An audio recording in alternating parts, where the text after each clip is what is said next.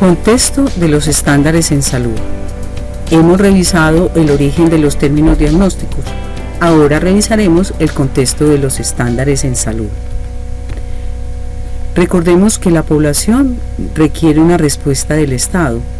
La población demanda bienestar, educación, nutrición y un ingreso per cápita. Y a esto se da con lo que se denominan los objetivos sociales. La respuesta del Estado se da a través de unos objetivos institucionales y la regulación, la normatividad y la prestación de diferentes acciones.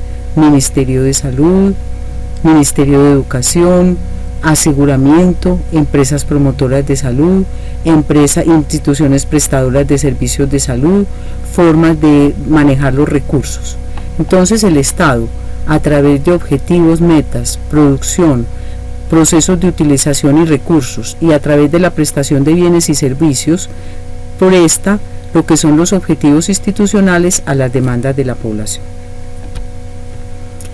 La población demanda, en el caso de salud, sobre la morbilidad y demanda aspectos en el nacimiento y la defunción.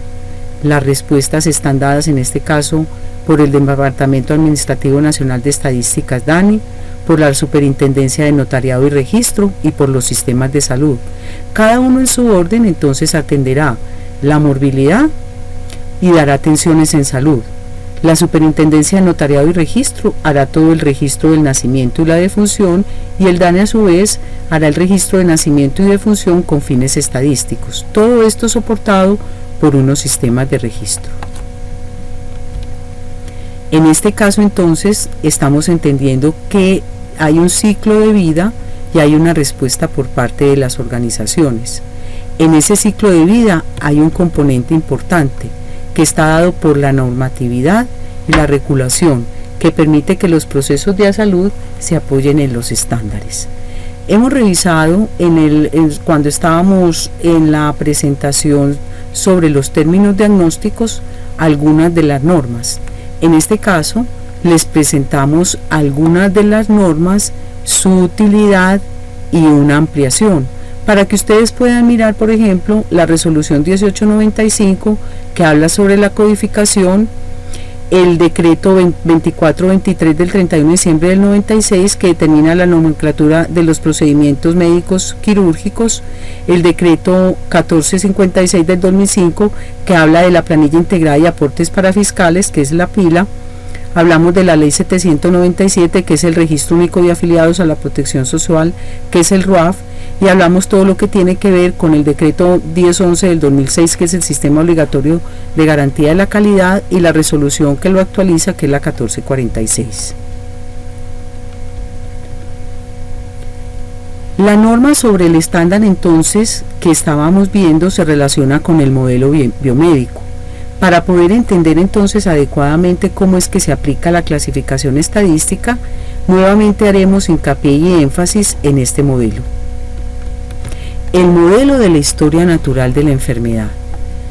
Hacemos énfasis en que hay un periodo prepatogénico que va a cubrir las enfermedades agudas y las enfermedades crónicas, bien sea infecciosas o no infecciosas.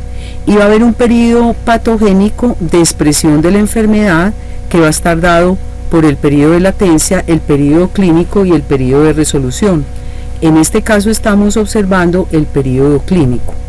A esta necesidad y a esta presentación de la enfermedad, normalmente nosotros no vemos el desempeño o la evolución clásica de una enfermedad, porque está dada la respuesta del sistema de salud a través de las acciones de prevención primaria y la prevención secundaria. Esta prevención primaria tiene una relación directa con la población, donde se hacen acciones de promoción y prevención, y la prevención secundaria, que tiene que ver con el diagnóstico, tratamiento y rehabilitación. Este ejemplo que los está ilustrando a ustedes tiene que ver con la historia natural del cáncer de cuello uterino, donde vemos el agente, que es el virus del papiloma humano, el huésped, la mujer que lo va a contraer y lo contrae en el cuello uterino, y un ambiente favorable que está dado por un estímulo y por unas interacciones que tienen que ver con la paridad, tiene que ver con el uso de anticonceptivos, tiene que ver con algunos hábitos de vida. En este caso el virus se localiza y multiplica, produce unas alteraciones tisulares hasta que hace las manifestaciones del cáncer de cuello uterino. En algunos casos puede existir una recuperación y no existirá la historia completa del cáncer de cuello uterino, pero a esta historia natural del cáncer hay una respuesta del Estado. Se hacen unas acciones de prevención primaria como la sexualidad segura, el uso del preservativo y campañas antitabaco. En la prevención, lo mejor la educación, pero una educación participativa donde todas las mujeres sean conscientes y sus parejas de lo que significa el cáncer de cuello uterino. Para la prevención secundaria tenemos las pruebas de tamizaje en las que se hace biopsia y en el tratamiento contamos con la colposcopia, la topicación, la conización, la radioterapia y la quimio. Y en este caso para la rehabilitación tenemos todo lo que tiene que ver con las terapias de acompañamiento. Este modelo entonces, que es la historia natural, se va a apoyar en un registro primario por excelencia. Este registro es la historia clínica. La historia clínica entonces, ¿qué captará? Los términos diagnósticos. Vamos entonces, para concluir un poquitico más de la importancia de la historia, el esquema que a continuación les voy a presentar. La historia clínica utiliza un lenguaje de texto natural y existen unos estándares. Los estándares más conocidos son de mensajería y correo, terminología, documentos, arquitectura, aplicación, conceptual, numeración, registro, integridad del sistema o mensajería e intercambio de datos. En este caso nos vamos a centrar en los estándares de terminología. Estos estándares nos ayudan a convertir todos estos términos diagnósticos en un lenguaje de códigos que van a los sistemas de información. Estos sistemas de información son datos que van a la pirámide de información. A continuación miraremos que en este registro primario se da este proceso de validación a través del estándar, que en este caso vamos a hablar del estándar CIE-10 de la familia internacional, de la familia de la clasificación internacional de enfermedades. Por excelencia, recordemos que la historia clínica utiliza un lenguaje de texto y es el registro primario de excelencia. Nuevamente recordemos que estos códigos van a los sistemas de información en estos datos que van a la pirámide de información. ¿Por qué entonces se codifica? Se codifica por un orden económico, epidemiológico, por el soporte a la investigación, soporte asistencial o en el contexto de una historia clínica en electrónica. ¿Para qué? Para mirar el funcionamiento del sistema de soporte clínico a la toma de decisiones. Centrándonos en todas estas bondades que tienen los estándares y la codificación, vamos a encontrar que la codificación asigna un valor de símbolos o de carácter a un texto narrativo. ¿Quién codifica? Entonces aquí vamos a entender por qué es tan importante hacer énfasis en que hay una codificación primaria, que sería una persona responsable de la atención.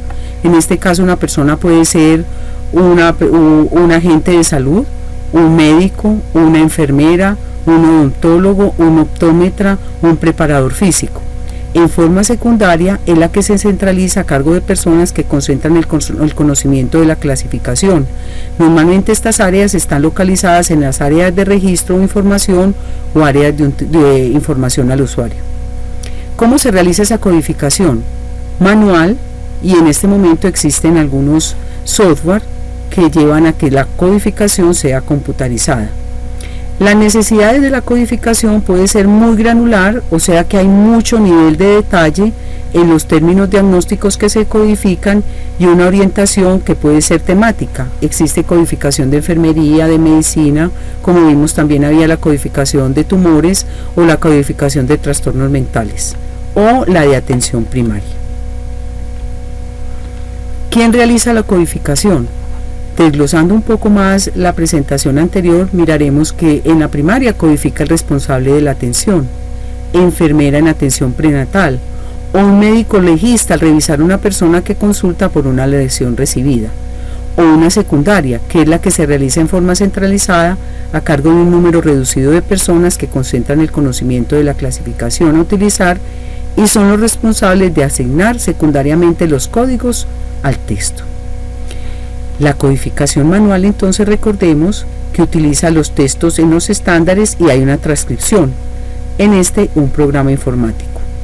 Y aquí está lo que se describe en las necesidades. Granular, se refiere al nivel de detalle con que están descritos los diagnósticos, y la orientación es la temática propia con la que se orienta el sistema o el estándar de codificación. Para finalizar, revisaremos los sistemas de codificación más reconocidos. La Clasificación Internacional de Atención Primaria versión 2, que es reconocida por sus siglas CIAP-2, la Clasificación Estadística Internacional de Enfermedades y Problemas Relacionados con la Salud CIE-10, y la Clasificación de Nomenclatura Médica y Términos Clínicos SNOMED, clasificación CT, que es lo que significa términos clínicos. Por su definición, cada una de ellas se presenta a continuación. La CIAP, o Clasificación Internacional de Atención Primaria, es un sistema de clasificación compuesto por 800 rúbricas repartidas en 17 capítulos y es mantenida por la UONCA, que es una sociedad internacional de médicos de familia. Tiene baja granularidad, o sea, no es muy extensa en la presentación de sus términos diagnósticos y es orientada a la atención primaria. La que nos convoca y a la que nos vamos a referir, por eso está colocada acá, es la CIE-10, que es la Clasificación Estadística Internacional de Enfermedades, es mantenida por la Organización Mundial de la Salud, con alta granularidad, orientada a la morbilidad y a las causas de muerte. Es posible codificar la mayoría de los diagnósticos más frecuentes, tanto en el aspecto ambulatorio como de hospitalización o internación. Y por último tenemos la nomenclatura de términos clínicos SNOMED-CT, que permite la representación más precisa del conocimiento médico, o sea que la utilizan los médicos. Tiene una lista nominal bastante extensa de 300.000 diagnósticos y tiene una alta granularidad y representa muy bien todo lo que tiene que ver con el diagnóstico clínico. ¿Qué pasa? Entonces, para transformar ese lenguaje literal en un estándar de la CIE-10, entonces ocurre este fenómeno, es transportada a los sistemas de registro. Muchas instituciones prestadoras de servicios de salud nos acompañan con este sistema de registro. Estos sistemas de registro van al sistema de información del país. ¿Y qué se hace con esta información?